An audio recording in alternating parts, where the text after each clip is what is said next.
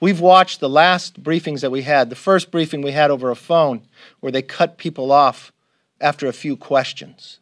They did it twice because after the first one, we had the State Department do it again, the exact same thing, leaving members in the queue with not being able to get their questions asked, when you know member after member has constituents, friends sitting in Afghanistan trying to get out.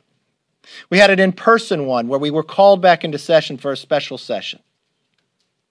After an hour and a half went, while lines were still lined down the aisle of Republicans and Democrats alike, the Democrats banged the gavel down and said we had to get back to the floor to work on $5 trillion of spending. As they worked the night before, late into the night, not one action was taken about Afghanistan.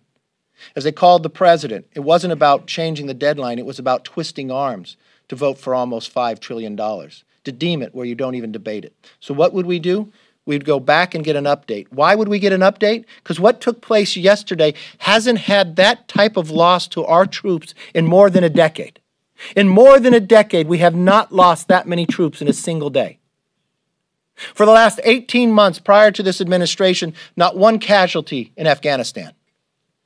But this president's action has put him in harm's way. We are a co-equal branch of government. We are elected by our constituents. We have a voice and we should use it.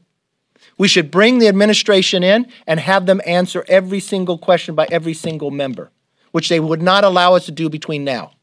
And then we should go to the floor and we should allow a vote. Instead of the Democrats voting to deny Gallagher's bill from coming up, it would simply say this: still to this day, with 5 days to go, no one in the State Department will give us the number of the amount of Americans still in Afghanistan. Why will they not give you that number?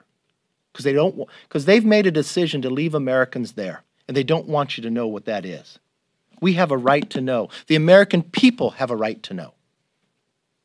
And then we should pass as a body. And Gallagher's bill prohibits us from leaving on the 31st. The question should not be dictated by Taliban on the date. The answer should be based upon when Americans are fully and completely out of Afghanistan. That's what we would take up.